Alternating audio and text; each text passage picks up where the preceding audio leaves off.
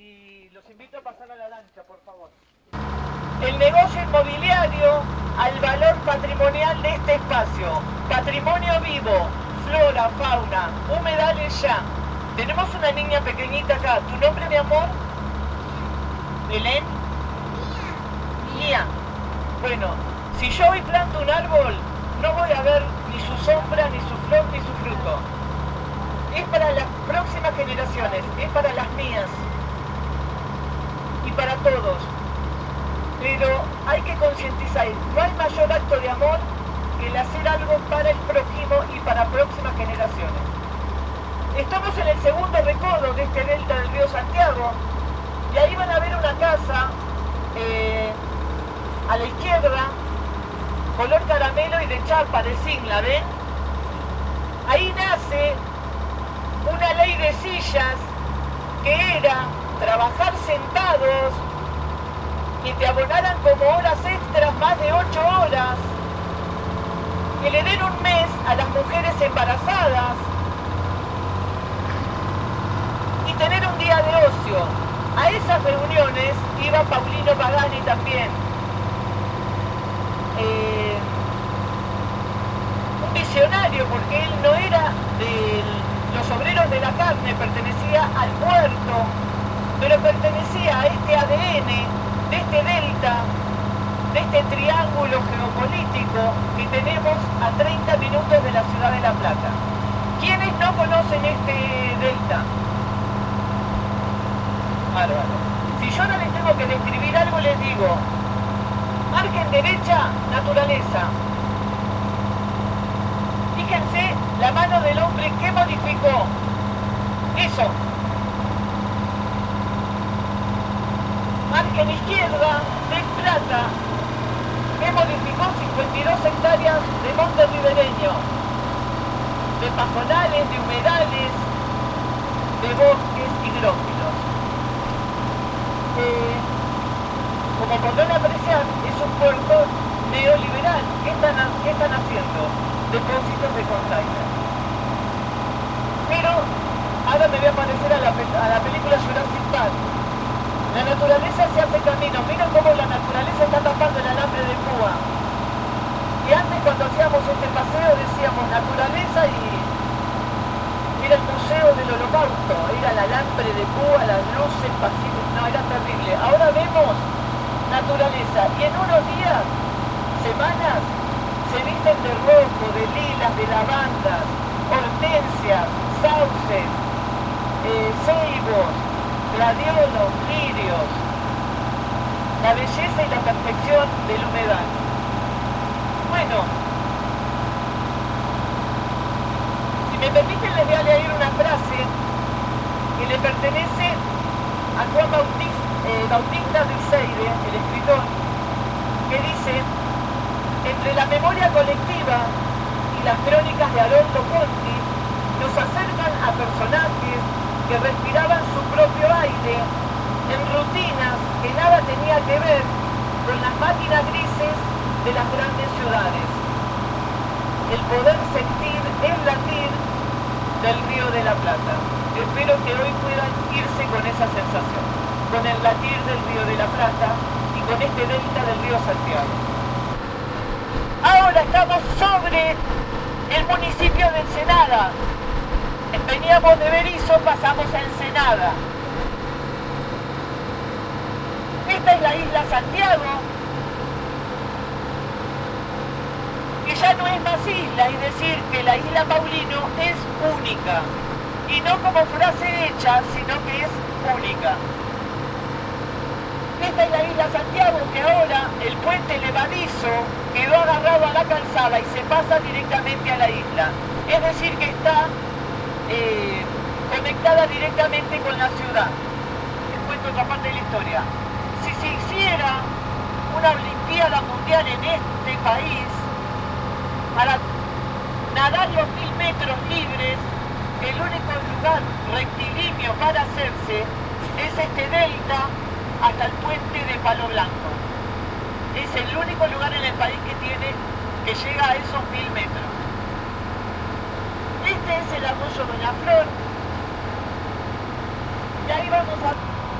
También este delta cuenta con una cultura ribereña y montaraz y poetas, escritores.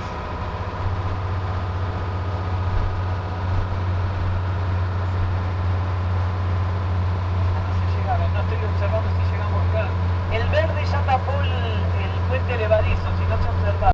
Ahora les cuento lo de ese semáforo fluvial. Había entrado en un proyecto de los faros de la provincia de Buenos Aires en el Instituto Cultural y en agosto fuimos, porque fuimos varias, 5 o 6 personas, le hicimos un documento y le dijimos que se habían cortado los tensores del semáforo fluvial. El primero de la provincia de Buenos Aires, 1900, pensábamos que era un 5 y era un 8. Cuando se cayó nos dimos cuenta que era 1908.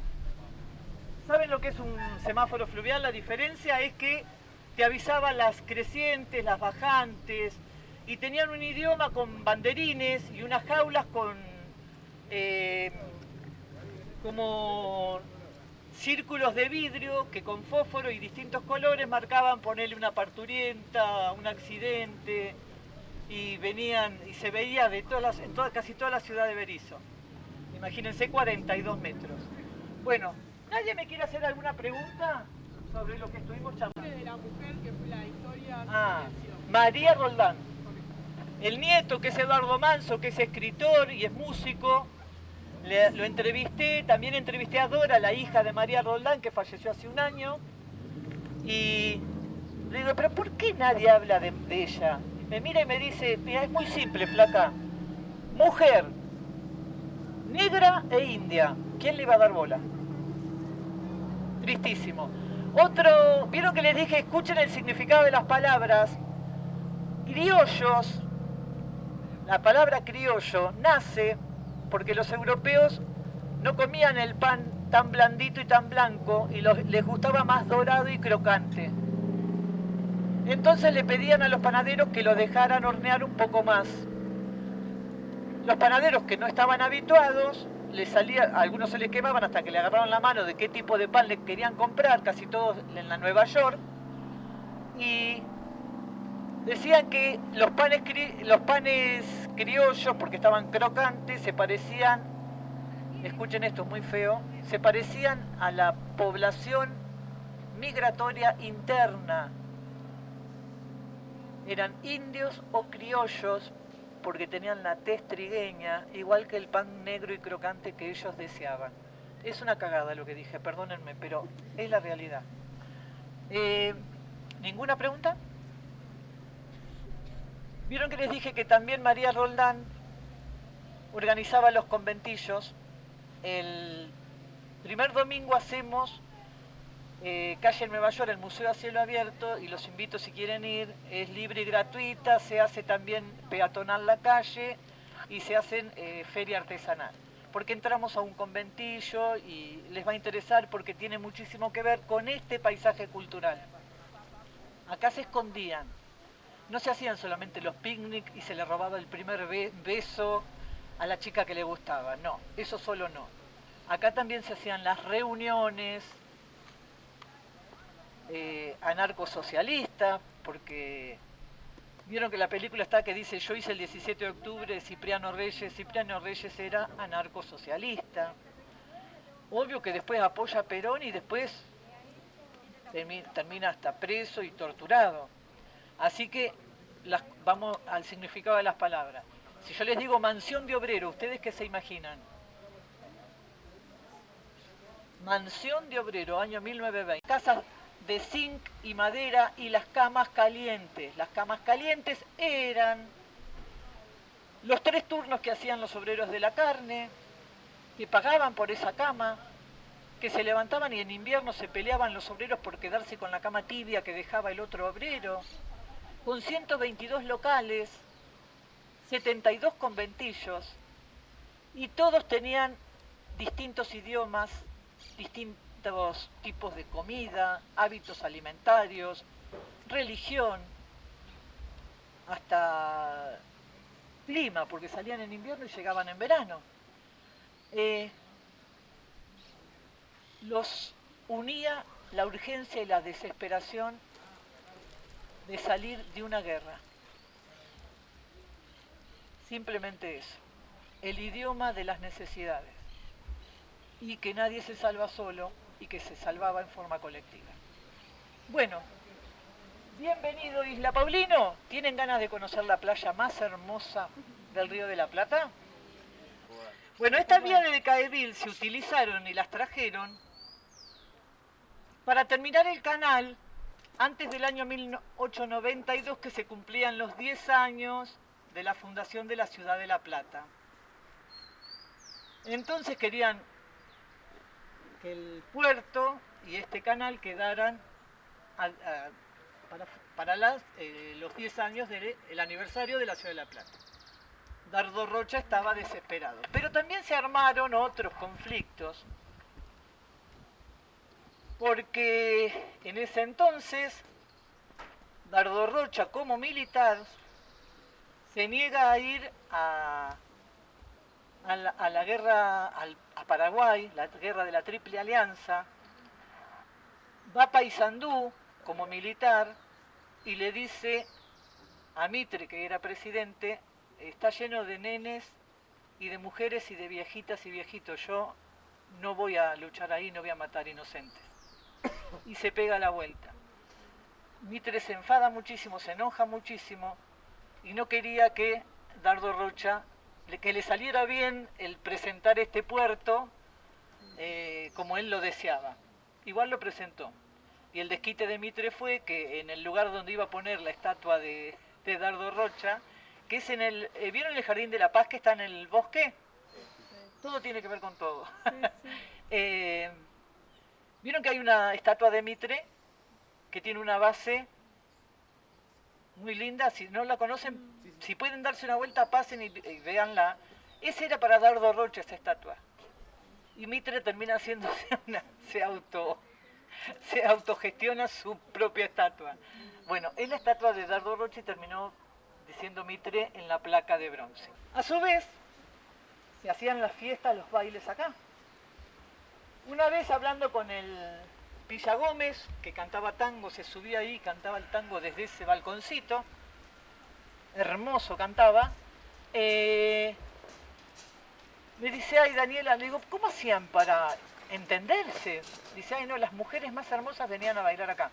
Claro, si nos ponemos a pensar fríamente, acá venían todos los obreros, astilleros, los obreros de la carne, hilandería, IPF, todos venían para acá, los obreros venían acá, la parte popular era acá. Ya la parte del río, de la isla Santiago, era más elítica, era Liceo Naval Militar, Escuela Naval Militar, Jockey Club Regatas, todo lo que era la Ensenada de Barragán, prefectura. Claro, era como que todos querían venir acá, a los bailes de acá. Bueno, venían las madres con los banquitos en el codo, banquitos pequeños, con sus hijas, se sentaban alrededor de la pista de baile. El río estaba donde está esa casita celeste. A veces en las crecidas se les inundaba la pista de baile. Y le digo, ¿cómo hacían para interpretarse? Y me dice: ay Daniela, sos tarada, me dice. El viejo re enojado. Sos tarada, el idioma de los besos, me dice. Era el idioma de los besos, el que hacía que ellos se comunicaran entre ellos. Y yo le decía: pero ¿cómo si estaban los padres acá? La madre estaba acá con las chicas. Le dábamos un vasito de vino a la madre y llevábamos a las chicas a mirar la luna al Río de la Plata. Tenían... tocaban instrumentos musicales, tenían una orquesta. El bandoneonista, que si van al Mercado de la Ribera hay una foto, en una lona hay una foto, fue el bandoneonista de Gardel. Cuando Gardel tocó en el actual Club Atenas, que en ese momento no se llamaba Club Atenas, el bandoneonista había invitado y habían ido como 11 isleños. Cuando vio que no los dejaban entrar a los isleños, le dijo: yo no toco. Salió Gardel con el bandoneonista y tocó 2 o 3 tangos arriba de un fuerte para los isleños. Cuando viaja en avión Gardel, que fallece en el accidente de aviación, él se quedó porque la mujer estaba por parir, el bandoneonista de acá. No recuerdo el apellido, es difícil de decir, pero en el mercado lo tengo anotado, después se los paso. Fíjense las casitas que alquilaba, y había, por todos lados había casitas. Quedaron 2 en pie, pero estaba lleno de esas casitas. Un visionario, Paulino Pagani, un visionario, no hay duda. Acá a la vuelta, que ahora vamos a ir y lo vamos a ver, estaban el gallinero y la conejera. Venían, mataban 2 o 3 conejos y hacían el estofado para los fideos de Paulino Pagani. Receta que la tiene la bisnieta y que no la quiere decir. Así que si te dicen el que más parecido le salen los fideos es a Coca. Ella le salen más parecido, pero todos los isleños pensando cuál es si te dicen yo hago el fideo de Paulino Pagani, es mentira. Igual lo que notamos y encontramos haciendo arqueología urbana dentro de la isla fue latas, esto es personal lo que digo, fue latas de manteca con anchoas. Así que yo creo que el secreto de Paulino Pagani era que saltaba el conejo y la gallina en manteca con anchoa. Pero es personal, capaz que estoy equivocado, porque en todos lados había de esas latas. Acá se maneja mucho por la cultura siciliana. Y sé que hubo como problema de polleras, y estaba Paulino Pagani y estaba Tosti, tenía el otro hotel. Y sé que hubo conflicto ahí, que se incendiaron los hoteles. ¿En qué año? El 60 y pico. Década del 60 seguro. Ahí desapareció. Sí, pero después como que lo restauraron, vino una chica que después se fue a vivir a España y lo restauró porque ahí no quedó del todo destruido. Fíjate que la casita está en pie, no le cambiaron ni las chapas. Estos materiales de estas casitas y de la calle Nueva York y de los alrededores es el material que traían los barcos cuando venían de Europa con el lastre lleno o de adoquines, por eso se adoquinó toda la calle Nueva York, de chapa o de madera. Y los tiraban, antes de entrar los tiraban y después los llenaban de carne y volvían, porque cruzar todo el Atlántico con el depósito vacío era medio arriesgado. En 1890 entran 64 vías de Caeville, que era una locomotora con 2 boquetes para levantar tierra, arena, piedra, lo que sea, y después tirarla. Muchos fueron para el sur, se usaron en la Patagonia.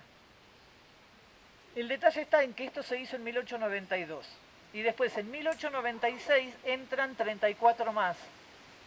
Es decir, que estas son del año 1890, porque en el 96 ya habían terminado toda la obra y ya la habían utilizado. Hay fotos de que está la vía de Caeville sacando cachos de adoquines muy grandes.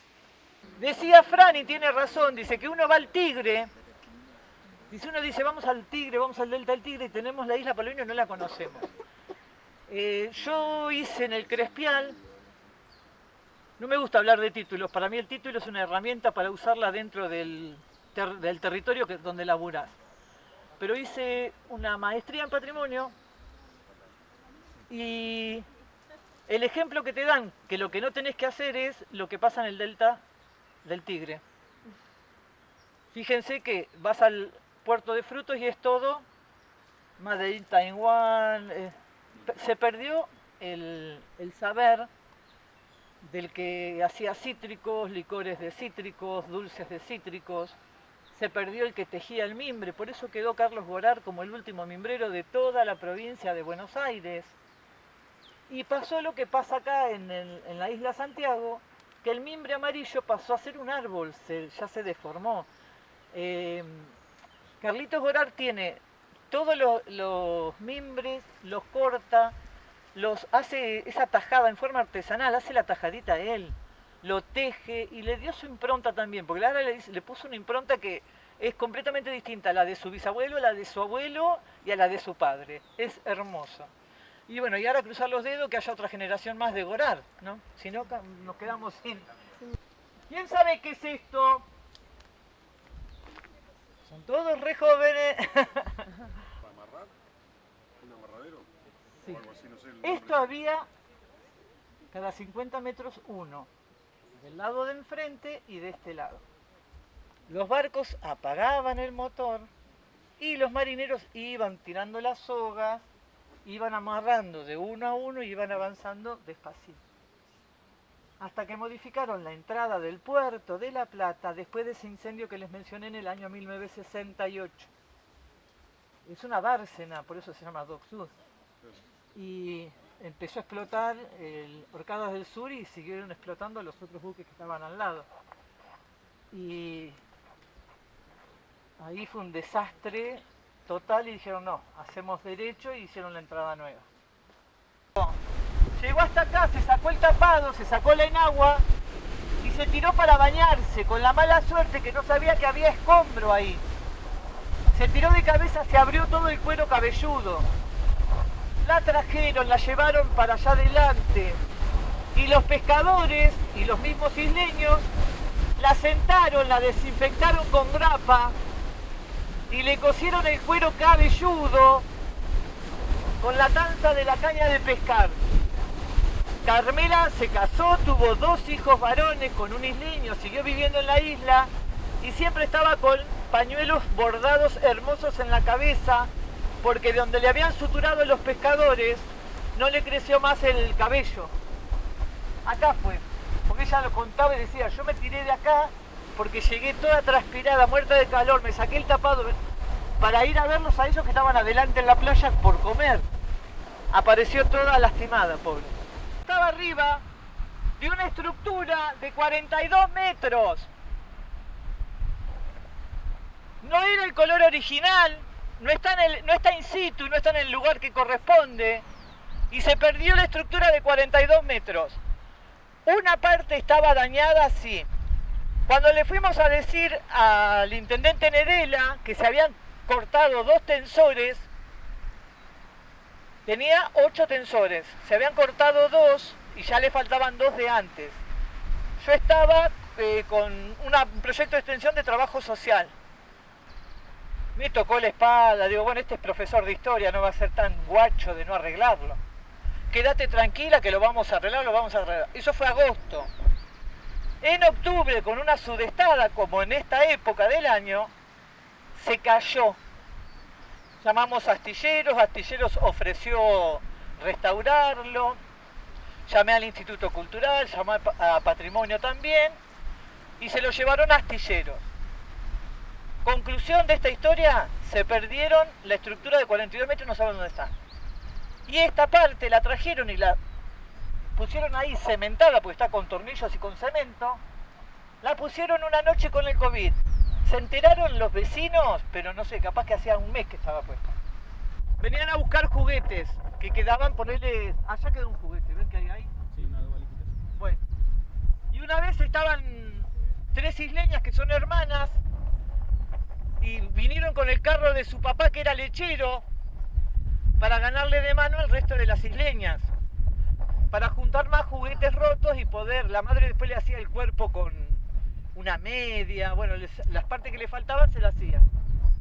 Y por ahí ven, ahora no se ve, pero más en verano, ¿ven dónde están todas las aves esas blanquitas, no el primer grupo, el segundo? Sí. Hay una hortensia celeste enorme, enorme, que las hermanas, estas 3 hermanas, tienen la fecha y vienen y le prenden velitas y se quedan un rato ahí. Dice, uy, ahí hay juguetes, porque veían juguetes de color. Entonces salieron corriendo a buscar los juguetes y una de las hermanas que estaba arriba del carro le dice, hay uno entero, hay uno entero. Y van corriendo a agarrarlo y era lo que se están imaginando. Encima ellas son 5 mujeres, hermanas mujeres, y el último fue un hermano varón. Era un varón. Hablo medio así porque está mía y no quiero. Bueno, conclusión. Llamaron a los padres, lo enterraron, plantaron la hortensia y a los 4 o 5 meses la madre queda embarazada y tiene un hijo varón. Ellas lo asocian con toda esta situación. Así que todos los años vienen todos los hermanos, que hasta ahora están todos vivos, a hacerle su pequeña ceremonia a ese muñeco que encontraron entero. Acá está la escuela número 13, Monte Santiago, que ahora pertenece a la Dirección General de Cultura y Educación del Centro de Educación Física número 67. Guiso ya vino, ahora vamos a entrar a esa casita. Esta escuela, ese mástil es el mástil más pequeño del crucero Escuela Buenos Aires. Dentro del establecimiento, fíjense que tiene palafitos, pero es de material. Los isleños dicen que vino Eva Duarte de Perón a inaugurarlo. Por la fecha, a mí no me cerraba, pero digo, estaba muy enferma ya. Entonces encontramos del diario El País, que es de Capital, que no existe más, una foto que está Eva Duarte de Perón, y una de las enfermeras de Eva Duarte de Perón comenta que le habían hecho desde la axila hasta la cadera de yeso y como un estandarte para que ella se sostenga en pie. Que saludaba y que Prefectura con el paleobote le alcanzaba a ambas escuelas y a los isleños libros, guardapolvos, juguetes, material de cuadernos, lápices, cuentos, todo. Y hay fotos de ella saludando, pero que ella no llegó. Lo que tienen los isleños es capaz que una pelota firmada por Eva Perón. Pero se ve que la firmó antes de llegar hasta acá, hasta la zona. Después de esa puta inundación del 40, mandan a hacer las escuelas de material. Es decir, que esta escuela es patrimonio arquitectónico, a patrimonio nacional, porque es una de las 1000 escuelas del plan quinquenal. ¿En funcionamiento actualmente? Está en funcionamiento, pero hoy es sábado. Claro, no te gusta. Que si hubiésemos venido de lunes a viernes entrábamos. ¿Qué pasó con este buque escuela? Este buque escuela, hicimos con mi marido toda una investigación, mandó a hacer un piano que fue pagado por el nieto de San Martín en Inglaterra. Nos conectamos con el bisnieto del que hizo el piano, mostró fotos, nos mandó como fotocopias, ¿no? Todo en inglés, tuvimos que traducirlo todo. El piano está acá y pertenece al mismo barco. Y está la banderoteca con el mueble de honor, y la bandera es de 6 metros por 3 y está bordada con hilos de oro. Y es de lino. ¿Todo está acá adentro? Todo eso está acá adentro. También hay cuadros y también está, creo que hay sillas, hay muebles del buque. Porque los padrinos son astilleros y ese barco entró a desguace en astilleros. El detalle de ese barco es que es el que trajo los restos de San Martín. Le presento a Guillermo, que es el dueño de la casa. El abuelo de Guille donó los terrenos para que se haga la escuela de material y la isla tenga una escuela de material. Guille nació, dice que en esa pieza. No, ya sé, tu vieja dice lo mismo, decía lo mismo, me decía lo mismo. Mi vieja ya de Melomonte. Sí, no, pero me decía que vos habías nacido ahí. ¿Sigue la planta de tu mamá? ¿De cicuta? Y alguna tengo. Esas sí, son todas viejas. No, pero estas son hortensias. ¿Puedo contar la historia que me contó tu mamá, me permitís? ¿Sí? Le hago una entrevista a tu tía y a tu mamá, las dos juntas, imagínate. ¿Cuál de las dos laburó en el frigorífico? Mi vieja. Tu vieja. Bueno. Laburaba acá, ejecuzaban y iban para acá. Bueno, me cebó mate, me esperó con cosas ricas, daba placer venir a entrevistarla, aparte no te ibas, te quedabas clavada acá. Y me dice, ¿sabés qué es esto? Digo, ¿qué es? Cicuta. ¿Y para qué usaban cicuta? Ah, dice, cuando laburábamos en el frigorífico, a las chicas más jovencitas, que no sabían hablar nuestro idioma, y que eran extranjeras, le dábamos una bolsita con cicuta que ellas se guardaban en la falda, para que si algún capataz o algo se aprovechaba de ellas o las tocaba o algo, le pasaran la cicuta por la cara, estoy siendo delicada, y los genitales. ¿Qué me van a hablar de amores? Las mayores, las que ya eran casadas y tenían hijas, le explicaban a las jovencitas cómo tenían que cuidarse. Y después, lo que acá tenemos, el fondo de esa casa, que lamentablemente la tiraron abajo, ¿no, Gui? Es la casa donde se hospedó Haroldo Conti. No. El último trabajo periodístico de Haroldo Conti lo hace acá en la isla Paulino. Ya era medio como que lo tenían marcado y no vino acá a decir que era Haroldo Conti. Pero hace la nota Isla Paulino o la parva triste del vino de la costa, se llama la nota. El director de la revista era Galeano. ¿Cuántos años tiene? Tiene 160. Sí, más de 130 tiene, sí te iba a decir. No, más. Más, por eso. 160. Sí, por eso. Si mi abuelo... Por lo que dijo tu vieja, dice que el abuelo también, por eso. Tiene que ser más de 130. ¿Y ha llegado Es el original, agua? Sí, todo. ¿Arriba ha llegado? ¿Eh? En ¿Adentro? la creciente del 40, Ahí. ¿Qué te estaba dije? todo inundado, llegó al piso. Llegó al piso. Pero porque esta es la parte alta Toda de la gente isla. Ah. de la isla de frente y todos lados estaban acá y acá en la escuela. Pegó en el piso, ¿eh? Sí, papi. Bueno, el Pilla Gómez dijo que levantó la casa de él y la bajó otra vez. Sí. El otro grande lo llevó Claro, todo. se lo llevó puesto. Entero. Así que bueno, todo un tema. Pero bueno, acá estamos. Miren que es original todo el material, los colores son los originales. Lo que le cambiaste, Sí. le cambiaste la baranda nomás. Pues ya estaba podrida. Y todos decían de Sicilia. Entonces los hábitos que tenían eran los hábitos sicilianos. Funerarios, alimenticios, hasta para hacer justicia, era la vendetta. Por eso cuando había conflictos, te prendían fuego a la casa. Por eso se incendiaron los 2 hoteles de la isla Paulina. Por problema de polleras. Esta casa es de la familia Bertolucci, que eran dueños de las quintas y tenían peones para trabajar las quintas y le daban un cuadrito chiquito y se hacían su casita y vivían ahí. Los que tenían estas posibilidades y mejor situación económica se mandaba a hacer las cenefas de madera talladas a mano. Eso te demostraba que no eras peón de nadie y los otros se compraban las chapas ya hechas. Esta es la Quinta Armonía de Fer, no sé si está. Arriba había otro piso, arriba de esta quinta. Y el día de la puta inundación del 40 se desprende la parte de arriba. Fueron todos a la escuela. Vieron que recién Guille dijo, y a la escuela, a esta escuela, decía él. Si sale la parte de arriba, empieza a dar tumbos y queda enganchado con estos 2 árboles.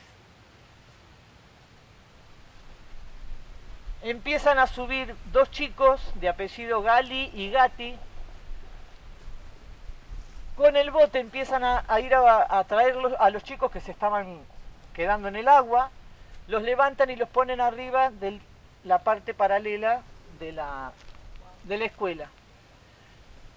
Prefectura se cruzaba, subía y los llevaba a un lugar seguro. En un momento yo fui a Avellaneda donde están los viejitos, le hice una entrevista a una señora de 91 años en el año 2012, capaz que vive, y me cuenta esta historia. Ya me la habían contado 2 o 3 isleños, pero bueno, al haber tantas coincidencias uno busca el hecho histórico y encaja, ¿no? Y me dice, anda a la mesa de luz, Aurora es el nombre de la señora, dice, y tráeme, la hermana Carmen, tráeme que hay una cajita color bordó.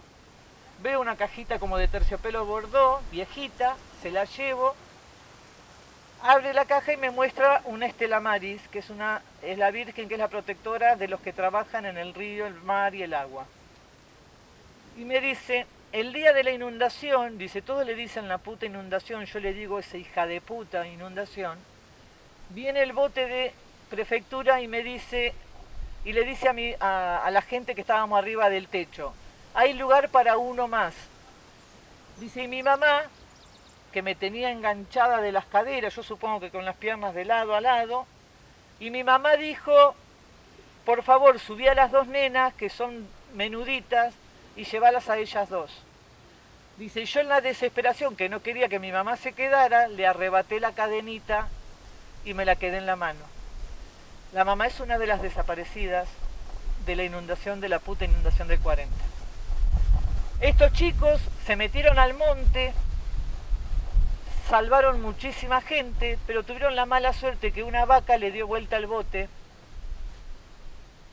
y no volvieron. Las madres de ambos, que eran vecinas, estaban tranquilas, pues dice, ellos saben, dice, se saben manejar, tenían 17 y 21 años, ellos se saben manejar, seguro que se subieron a algún árbol o algo que vieron alto y van a esperar que baje el río. Pasaron el segundo día, el tercer día, el cuarto día, ya había bajado el río, y uno de los isleños viene a avisarle que encontraron los cuerpos de los chicos con el bote y la vaca ahogada. Se había enroscado con... por eso le digo que el método funerario siciliano es el que les paso a contar.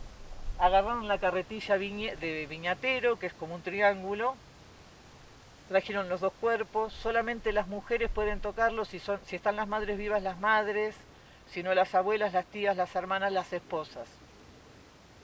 Se toman los mármoles de las mesas de luz, si es soltero, si es casado, el lugar izquierdo o derecho. Al rato viene un isleño y le dice, encontramos el bote, y ambas madres eligen que los entierren juntos en el bote, que no utilicen ningún cajón. Piensen que no existía el cementerio de acá de Berisso, y el de La Plata, si bien Paulino Pagani está en el cementerio de La Plata, ellos no estaban en condición, eran campesinos, de llevar a los chicos a un cementerio.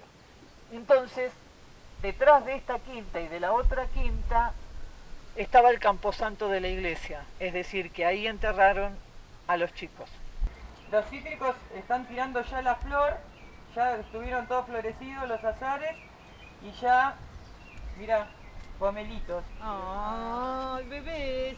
No sé qué va a pasar con esto, porque todavía falta, para que empiecen las primeras heladas del año que viene, falta un montón. Así que no sabemos qué es lo que va a pasar. No pasó nunca, ahora está pasando. ¿Ves? Mirá. Y vos pensás que estos pomelos que tenemos acá, tuvieron todas las heladas que tuvieron que tener y más, porque este año hubo heladas, hasta hace un mes atrás cayó una helada acá. Tremendo. Y es pomelo. Si van a una verdulería, obviamente no van a tener ese perfume en una fruta.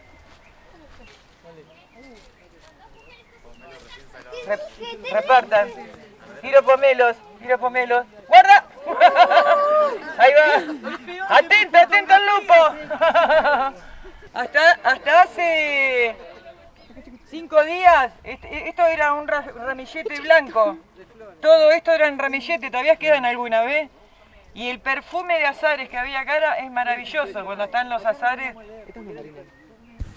Bueno, acá tenemos otra variedad de higo que también es intermedio, es de febrero. En enero, ¿se acuerdan que les dije? Tenemos todos los higos blancos que ahora vamos a llegar. Y este es el bananum, que también es un higo de doble floración, tiene una forma más que de banana, de pera grande. Doble floración quiere decir que primero da la breva, que es un higo de mayor de tamaño. Sabemos que el higo es la flor de la higuera, no tiene flor, es de las pocas frutales que no tienen flor. Y después da el higo. Y es color verde clarita la cáscara y adentro tiene un color miel. Y es exquisito. Mayormente el higo yo hago dulce, porque no te lo pagan en el mercado. Te quieren dar 2 monedas con 35, pero vos cuando vas a comprar un higo te lo cobran 5.000 mangos un higo. Y a mí me quieren dar 2.000 pesos por un cajón. Yo vengo y me los robo. Y acá tenés valor agregado porque tenés que cosechar, embalar, cargar en la lancha, la lancha hay que ponerle nafta y aceite, ir a la ciudad, descargar, cargar en la camioneta, trasladarse con la camioneta y todo eso es valor agregado que no te lo pagan en ningún lado. Entonces por eso hago tanta cantidad de kilos de dulce por año, hago entre 600 y 700 kilos de dulce de higo. Esta es la ciruela cristal, es la ciruela amarilla. Este año se hizo poda de rejuvenecimiento y de apertura para poder cosechar cómodo. Se van a dar cuenta que lo que nosotros queremos lograr con la poda es que la planta se abra, que tenga espacio en el interior. Esto, aunque duela, no va, son chupones. ¡Asesina! Después tenemos ciruela presidente, que es una ciruela veteada roja, amarilla, adentro es color amarilla y es la que más uso para hacer dulce porque no es tan jugosa, por ejemplo, como la ciruela cristal, viste que es más líquida adentro. El manzano que está florecido, esto es manzana verde. Ahí tenemos un durazno tempranillo. ¿Esto qué es? Eso es ciruela presidente. Esto es una planta que era como aquella, se enfermaron porque nosotros tenemos acá Copetro, la carbonera, allá frente al puerto, y cuando ellos descargan del barco, vuela el carbón, cuando tenemos el viento de aquel lado, se viene y nos tapa las plantas de ese carbón que es malo, el de coque, y bueno, perdimos unas cuantas plantas, pero siempre le damos la oportunidad, porque esto era una planta grande, ¿ves? Ahí está la base. Entonces, en vez de arrancarla de raíz para poner otra nueva, espero. Porque siempre viste que digo, si salen plantas de la grieta del cemento, por ahí capaz que tenemos suerte. Y acá estamos, mirá. Se salvó y este es un durazno, no es una ciruela, perdón. Y con aquella pasó lo mismo. La agarré con la máquina, la corté toda porque estaba toda seca. Y dije, no la voy a volar, me voy a esperar. Y ahí está. Igual acá está el loquito, mi viejo, anda dando vueltas porque hablo mucho con él y es como que me dice, no, espera un poco, aguanta, no la saqué, tengo esa cosa, estaré loca, no sé, pero bueno. Se puso mística. Está todo el... Esta me la agarró la hormiga. Y este es otra variedad de durazno que como ven el tamaño es muy diferente a aquel. Es de otra, o sea, este va a estar para febrero, fines de febrero. Lo que les contaba recién lo mismo, esto es pelón, el pelón lo conocen. Esta planta era igual a aquella, se empezó a enfermar, ahora me la agarraron la hormiga, estaba toda llena de brotes. Acá donde te descuidas. Y bueno, brotó de vuelta y también la tiene fruta. Y esta siempre es la primera que florece, la primera que da fruta, así que el primer dulce que hago en la quinta es el dulce de pelón. Eso es damasco, estos que están ahí son damascos. Y ahora cuando ya ven que está todo brotado, todo lo que no salió, lo que no brotó, yo ahora lo pinto con cal para saber qué es lo que tengo que cortar a la época de poda, que es en invierno y que nunca nos alcanza el tiempo porque hay tanto para podar. Era a mi papá de regalo, que es de la uva Tanat, que es una uva uruguaya rosada. Son unos racimos así enormes, con el granito chiquitito, que parecía la chinche de antes, pero esta es rosada. Riquísima, pero los orzales nunca me dejan hacer vino de esta porque se la morfa. Y ya está toda llena de racimitos, pero bueno. Acá prima la naturaleza. Acá tenemos una planta de ciruela remolacha. En la quinta hay 21 plantas de ciruela. La mayoría están allá en el tajamar, que ahora vamos a dar la vuelta, vamos a ver algunas. Esta es otra variedad de higo, que es el higo de pasa, que si estuviéramos en una región seca, se cosecha el higo ya casi seco desde la planta. Pero no lo podemos lograr porque como es tan húmedo y acá hay como un microclima, se echa a perder. Entonces se cosechan antes de tiempo. Y es el que uso para hacer el higo en almíbar, porque el higo para cosechar es muy difícil de sacarlo sin que se rompa. Tenés que darle una vueltita muy delicada porque se lastima la piel enseguida. Este tiene la particularidad de que lo tocas y sale enterito con el cabito. tiene un tamaño parejo, no hay muy grandes ni muy chicos, hay un mediano. Así que es el que uso para hacer en almíbar porque es re cómodo para envasar, para todo. Y también empieza a finales de diciembre. Saben que el higo es una multifruta, como la frutilla, la más grande de las multifrutas, la granada. Son muchas frutas en una. Y el higo, cada semillita es una frutita y todas juntas forman esa multifruta. La frutilla, el higo, la granada, ¿qué más? No sé qué otra multifruta no me viene ahora. Esto es una nuez pecan nueva, porque la planta madre de esta, el monstruo ese que está allá grandote, es una nuez pecan. Ese árbol gigante que está ahí, que vemos acá atrás, es una nuez pecan y de ahí, como caen las nueces abajo, hay algunas que no se juntan ni se dejan, ¿viste? Salieron plantas nuevas y se trasplantaron y bueno, esta tiene 6 años, esta planta que da ya nueces ya del año pasado. Esta es una nuez de Castilla, la nuez redonda, la común y la que conocemos todos. Acá tenemos plantas de higo nuevas que son también hijas de esta y de la madre negra de allá. Y acá tenemos otra nuez de Castilla también que son plantas nuevas. No sé si ven acá que tiene un corte, le saqué el mástil, como le decimos. Es la forma de lograr de que la planta se expanda, se abra de la copa y tengamos nueces de buen calibre, grandes.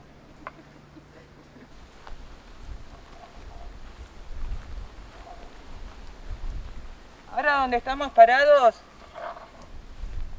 esto es un terraplén, un tajamar, que lo hicieron los primeros que vinieron pobladores para proteger las quintas de las crecidas del río. Nosotros el río lo tenemos acá atrás, la playa donde estuvieron hoy está acá atrás. El río cuando crece no entra por el canal de acceso que está adelante, entra por acá atrás. Ahora nosotros vamos a bajar de este terraplén para que noten la diferencia del suelo. Vamos a bajar al humedal. Todo esto es monte, humedal. Y van a notar la diferencia cuando caminan, parece que van en un colchón porque es agua. Y esta es la parte que les decía, lo que pasa es que está bastante mojado.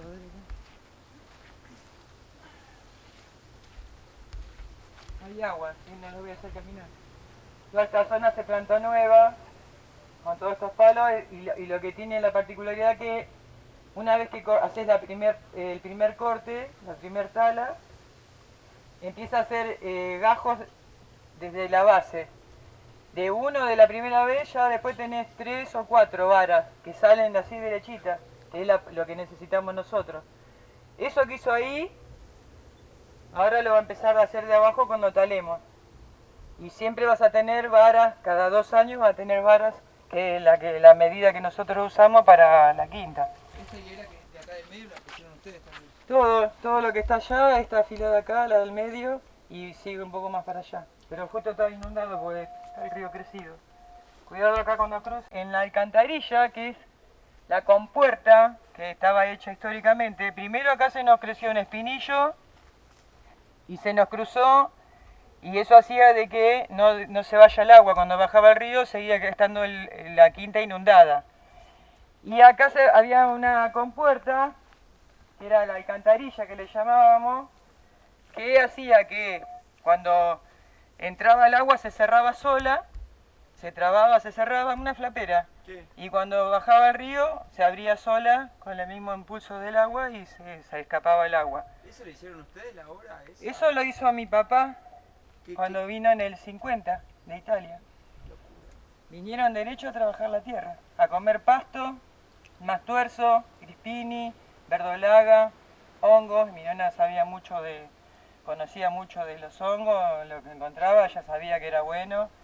Y bueno, ellos venían de la montaña, de Italia, y conocían todo. Así que estuvieron ese año, el primer año, comiendo pasto, y después empezó, de la primera cosecha que tuvieron, fueron a trocar a la calle Nueva York, que era la romería en la calle Nueva York, el Swift, el Armour, imagínate. Y ahí fue la primera vez que comen un pedazo de carne. Cambiaron verduras por un pedazo de carne y así, bueno, después se hicieron la América.